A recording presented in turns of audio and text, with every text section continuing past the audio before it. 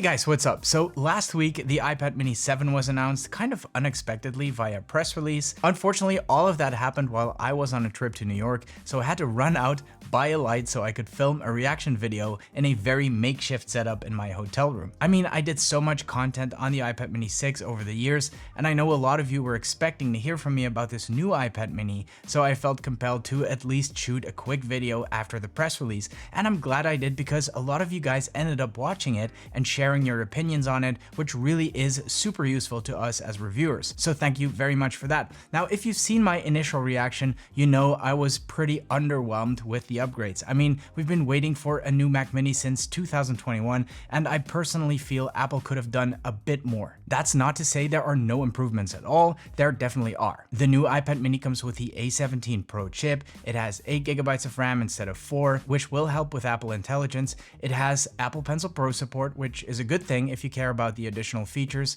but a not so great thing if you were hoping to use your Apple Pencil 2 with the new iPad mini. The Mini 7 has a faster USB-C port as well, featuring double the speeds at 10 gigabits per second, Wi-Fi 6E support, Bluetooth 5.3, and it now starts at 128 gigs instead of the 64 gigs at no extra charge. So objectively, there are definitely a few meaningful upgrades on the Mini 7.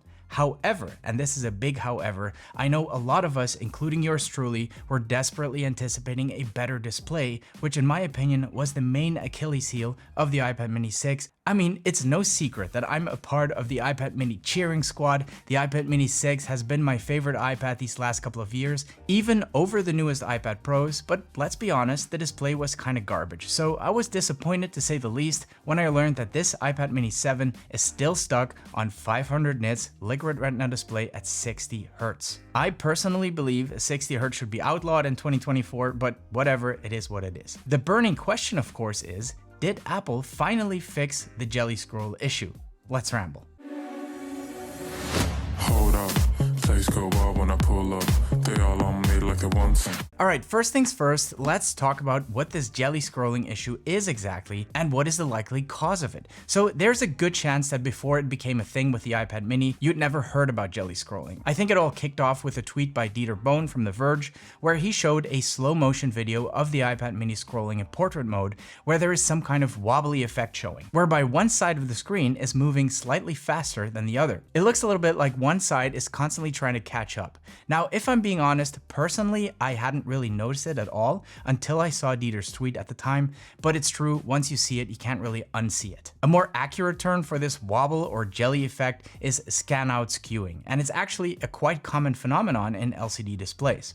Basically what happens is that LCD screens refresh line by line, typically starting at the top of the display, working their way down. So it's normal for the lines at the top to refresh at a different rate than the lines at the bottom.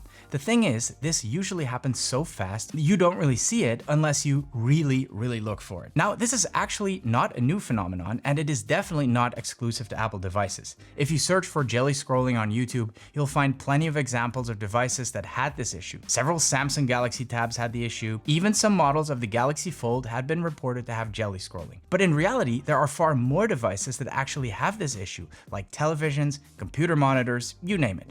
In fact, there's a website called testufo.com that lets you test this on all sorts of displays. Okay, so why is it so noticeable on the iPad mini? Well, there are several factors that might contribute to that. First of all, the iPad mini has an LCD display, which refreshes only at 60 Hz. So it is slower than, say, the iPad Pro and recent iPhone models. So even if these Pro devices had some jelly scrolling, you would probably not be able to see it with the naked eye. Another reason could be that Apple may have used cheaper LCD monitors for the iPad mini. Also, an interesting thing to observe is that this jelly scrolling only occurs when using the iPad mini in portrait mode. You can't really see it in landscape mode. Now, if we consider what we just said about the display refreshing line by line from top to bottom, the reason could be that it does so in landscape mode. So when you turn your device sideways, in this case portrait mode, the refreshing happens sideways as well. So instead of refreshing from top to bottom, which is your natural scrolling direction, it refreshes from left to right, which would explain why the left appears to move faster than the right side.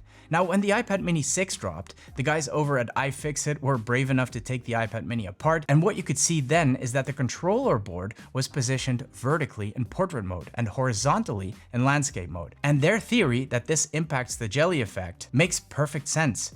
The refreshing happens in the direction away from the controller board, so in landscape mode, it is parallel with the controller board, so you won't notice the wobble. But when it's in portrait mode, it goes from either left to right or right to left, which would explain why, depending on which side of the iPad you hold up, either the left side moves first or the right side. Actually, the iPad Air has been having similar issues, but it's much more visible in landscape mode instead of portrait mode because the controller board is placed horizontally in portrait mode and vertically in landscape mode. So the issue is actually reversed. So the next question would be, is this a software-based issue or a hardware-based problem? And it's definitely the latter. It is in fact a hardware issue. I did a little test whereby I hooked up my iPad mini to a portable external monitor, and while the wobbling is still visible on the iPad, I can't see it on the external monitor. Now, Apple did come out and say that they've addressed the jelly scroll issue on the iPad mini 7, but since the display technology hasn't really changed, I wanted to put it to the test. So let's first have a look at the iPad mini 7 on its own to see if the issue is still there,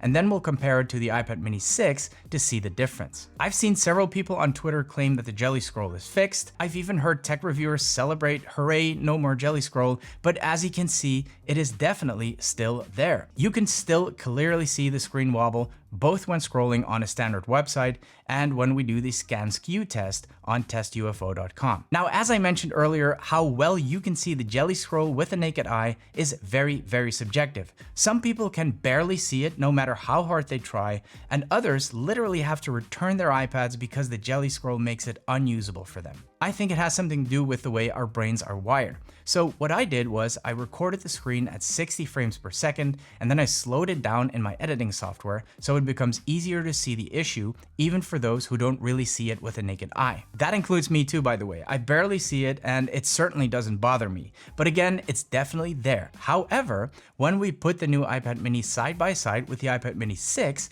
it does appear that the jelly scrolling has improved on the new iPad mini 7.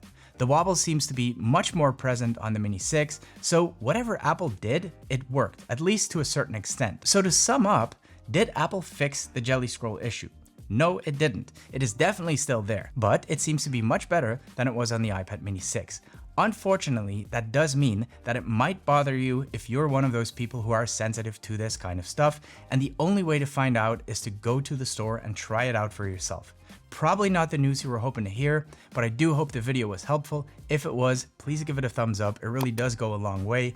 Thank you so much for watching, and hopefully see you soon in my full reviews of this new iPad mini.